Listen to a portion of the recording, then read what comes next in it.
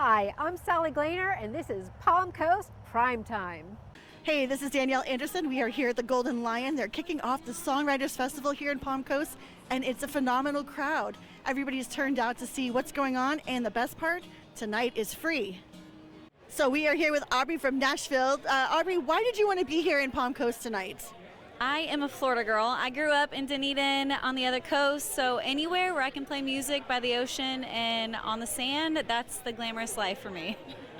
So we're really excited to welcome all the songwriters and festival folks here this weekend.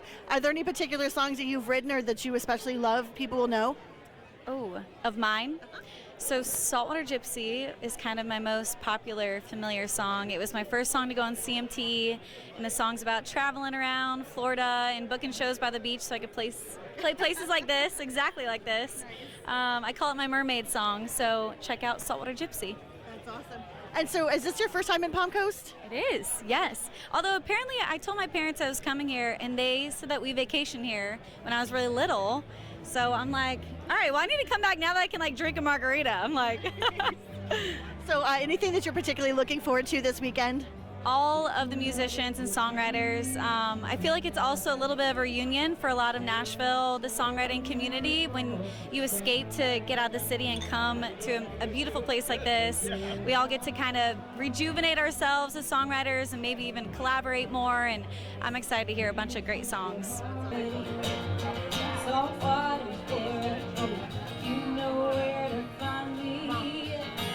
We had a great time earlier today talking to Gary Lubai, founder of the festival, and he gave us a little sneak peek about what folks are going to get to see this weekend in Palm Coast. Gary, tell us a little bit about the inception of this event.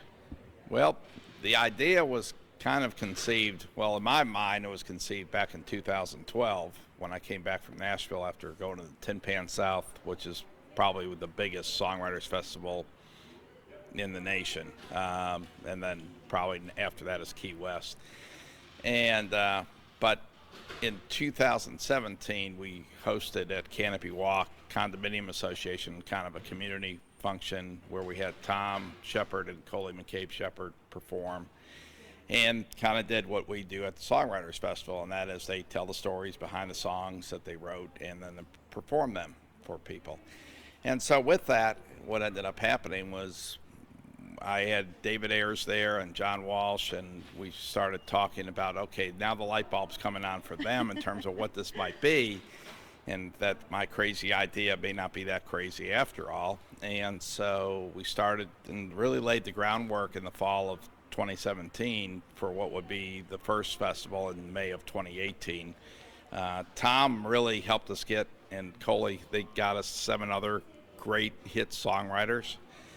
And very quickly we started to become known as a place where the hit songwriters go very early on. And in 2019 we went to 14 writers.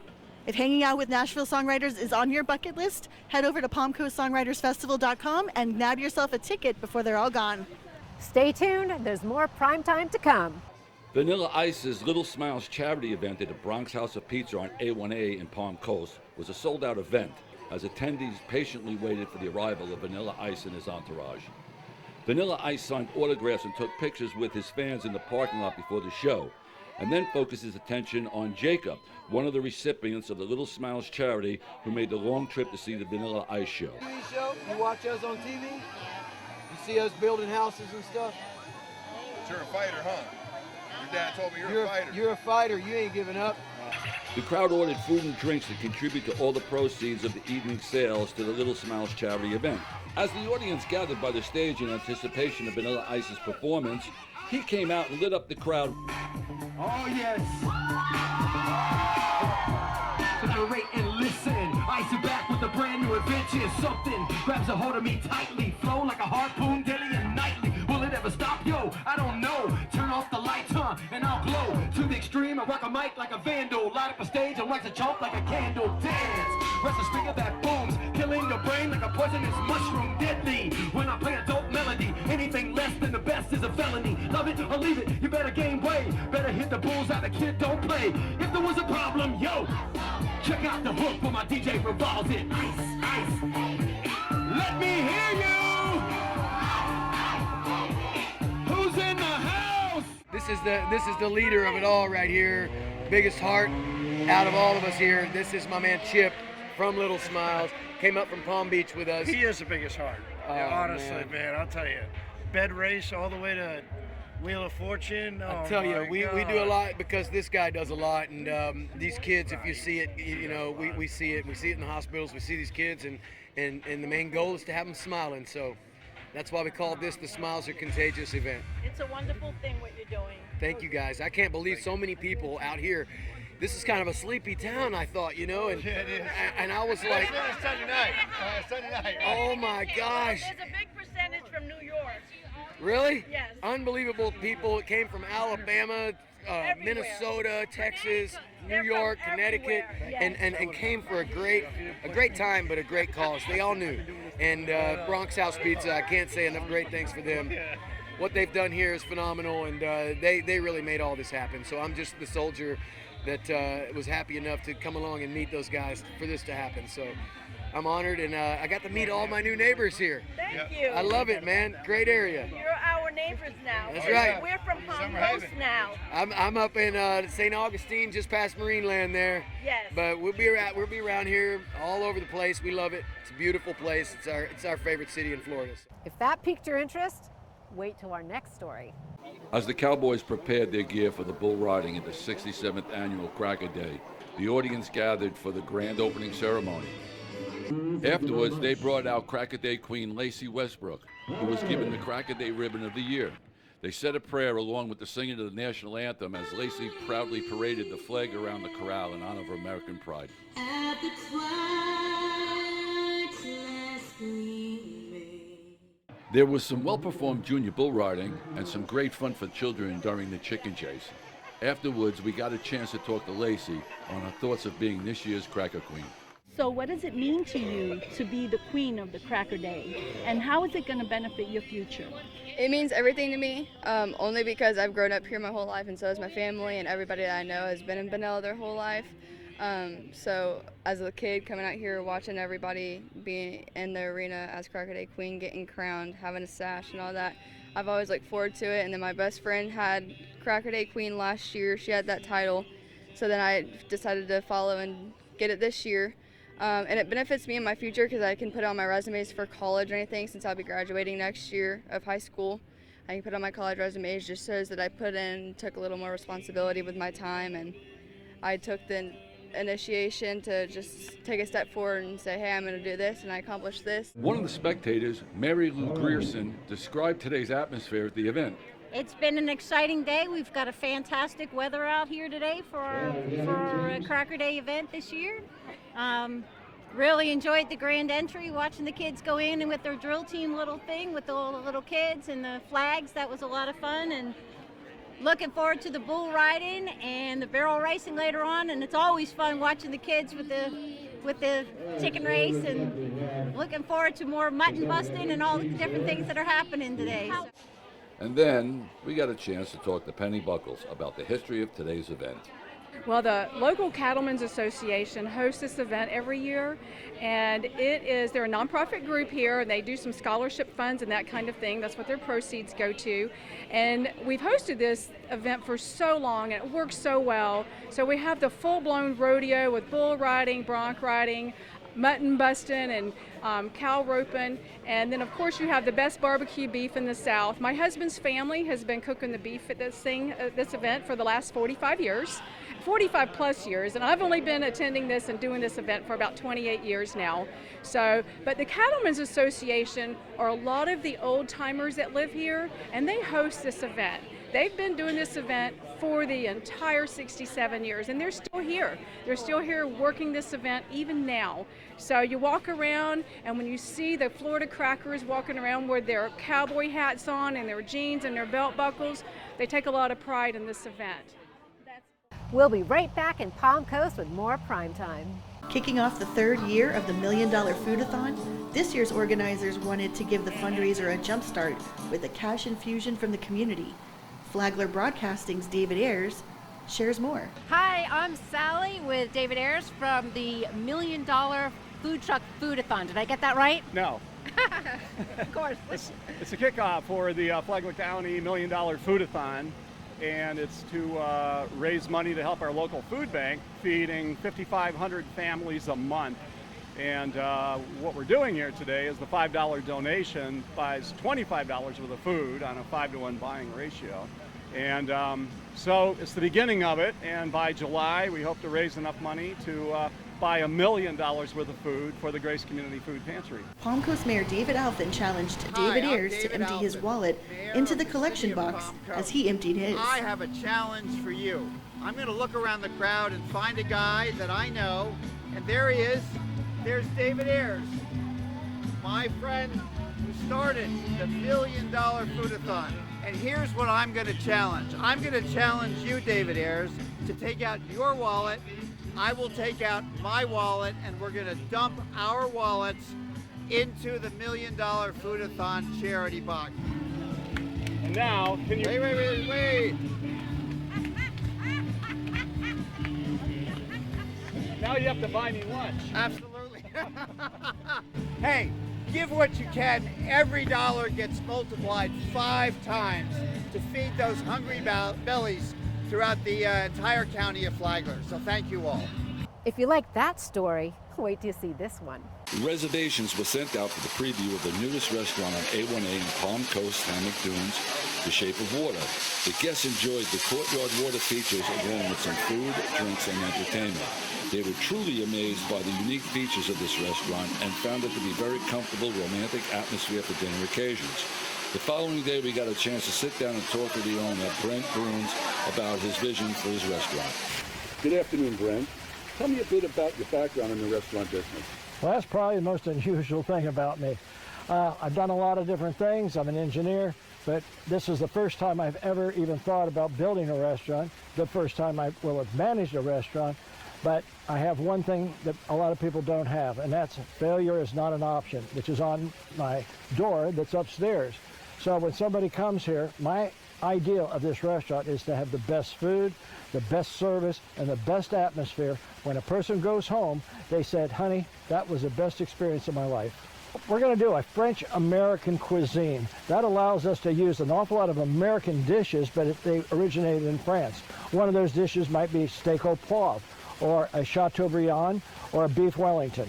The Shape of Water, the whole idea about it is how many ways can I make water do something in a romantic, sweetheart setting so that when you go home, they say, again, that was the greatest experience I've ever had in an atmosphere that probably has never been created except maybe in Disney World. We're at 5047 North Ocean Shore Boulevard, which is the same as A1A, and that's in what they call the hammock here. But wait, there's more. After actors set up their campsites for the weekend and quickly joined the ladies for a tea party, talking about period costumes and behavior. Civil War reenactors from the Union and from the Confederacy marched through the town on their way to the battlefield, where the Union took the day on Saturday.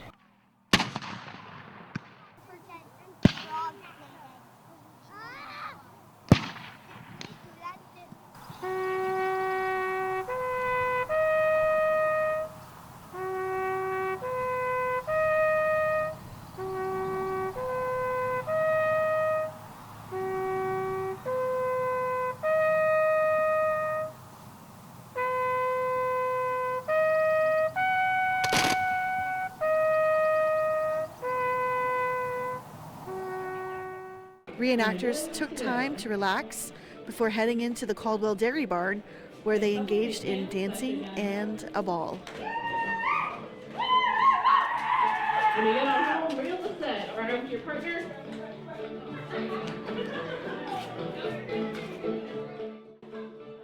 We spoke to a reenactor from McClenny, Florida. So why do you think history reenactment is such a vital part of preserving history?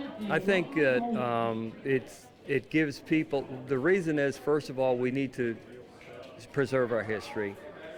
And a lot of people are not receiving education. We excluded history when they took STEM, into the school system, and they dropped history. So for this last generation, they don't have any history, and I think this is a good way for them to come and see, hey, what is this all about? I was at a reenactment about 11 years ago in North Carolina, standing there just after I retired. And I rodeoed, so I'm standing there with a cowboy hat on and, the whole button-down PRCA type look. And one of the reenactors rode up to me and says, hey, you know anything about horses? So I told him, hey, yeah, I used to ride rough stock, I rodeoed, I did this, I trained police horses. So he gave me a horse and a uniform, and that was it for me. But while I was standing there, there were some teenage young people, 12, 13, they were asking their daddy, who are the guys in the gray and who are the guys in the blue? And I was floored by that. And he said, well, he started to explain to them, these are Confederates, and they were like, what's that mean? And we're in the South. So they were like, they didn't know anything about it. And then I went on to reenact, and one of the high schools asked me to come in, I don't want to say who, and they asked me to give a lecture. So I went in and I wore a uniform, and then I played an instrumental of Dixie, and I said, I thought it was a joke, I said, can anybody name that tune? And they looked around and they said, it sounds familiar, but they didn't know what it was. So I started to ask them questions like, when was the Revolutionary War? They didn't know. They didn't know who we fought in the Revolutionary War, and the teachers were kind of ducking and hiding, and it wasn't anybody's fault, but they don't teach it. Hi, I'm Sally with Palm Coast Now, and we're back at the Flagler Humane Society visiting a couple star residents. And right now we've got Wheelie and Linda. Linda, tell us about Wheelie. Okay, Wheelie is about 2 years old. She's a terrier mix. She weighs only 40 pounds, so she's a medium-sized dog, easy to bring home. She's one of my favorite dogs to walk. Coming in with Xena with a Z, correct? Yes. Although she's a warrior princess in her own regard, huh? She is. Xena's 1 year old, and she's a black mouth cur mix. She is just a wonderful puppy. Her breed actually comes from the southern United States. The Europeans brought the black mouth cur into southern Mississippi for gaming purposes, large and small dogs. So she's super active, and she needs a lot of exercise. Oh, yeah. So looking for a family that loves to take long walks, spend time, take her to the dog park, fenced-in backyard. But she is a wonderful, and she's really good with other dogs and with children. That's great. Well, she's been super sweet this whole time that we've been visiting. Hi, Xena. Yes, little warrior princess. Yeah, she doesn't look like a hunter to me. And now all these guys are up for adoption, or how can they get in touch? They're up for adoption, so you can go to our website. You can come and visit us here at 1 Shelter Drive off of US 1, or you can give us a call and hit number 2 for adoptions at 386-445-1814. Awesome. Well, thank you so much, and we look forward to hearing how their happy homes go from here. Great. Thanks for all you do here. And again, if volunteer opportunities are available, as well as lots of pets, not just these 3. I see some guinea pigs and bunnies, and we've got lots of kitties too. Thanks for visiting us here at Palm Coast Now. If you thought that was fun, wait till the next one. Hi, I'm Penelope Anderson here with Flagler News Weekly and Palm Coast Now at the 16th Annual Turtle Festival in Flagler Beach. Come with us as we talk to the people and vendors during this beautiful day. How has this event been for you today? It's been awesome. They are having so much fun, and it's so nice to be outside and seeing everybody having fun too. Yeah. Is this the first time you've been here, or have you come in the past? We've been in the past, but it's been probably a year since the last one. We skipped last year, so this time it's a lot of fun. Okay, and then has there been something like they've really enjoyed? I know she said the turtles, but is there anything else, or is it just that? The turtles, #1. Kona Ice, probably #2. Yeah, yeah, for sure. And then otherwise, just walking around and seeing all the vendors and everybody having fun. What's your favorite thing about this event? That you say you come every year, so what's like the one thing that really sticks out to you? Community, the community that we all pull together, and you see a lot of people, friendly faces that you know and you love, but a lot of people that you don't know, but that stray napkin goes running across the yard and someone's going to pick it up. So just a community of Flagler Beach and everyone pulling together. We spoke to one of Flagler County's most famous turtle advocates, Lori Ottline, who shared why this event was so special. Her passion for turtles is unparalleled. So tell me what this event is about here. This is our Turtle Fest. It's the 16th year that we've had Turtle Fest. It's our main fundraiser for our Sea Turtle Patrol. So we monitor the beach every day, all summer long for sea turtle activity. And so this is how we kind of make our money for our t-shirts and our gas for the vehicles, and all of our equipment. All right. I heard something that there's going to be a sea turtle release. Do you want to talk about that? Tell me when that's happening. Yep. We'll be releasing Snow. She was what we call stranded. She was stranded when she came up on the beach in St. Johns County. I believe it was like in January. Anyway, she came up and she was real skinny, emaciated, bad shape, like 39 pounds or so. So she went to the Marine Science Center in Ponce Inlet, and she already weighs 90 pounds now, and we'll be releasing her at 3:30. So how has this turnout been for you? Has there been a lot of interest here for the state parks, the people wanting to come in and volunteer and help out at all? The Turtle Fest is one of our most favorite events to participate in. It is a great avenue for people to learn about the state park. People that are visiting us are staying at the state park already, so it gives them a chance to put faces with those that work at the state park. And yes, I do get a lot of volunteers, people interested in volunteering, so it's a great event for us to be at.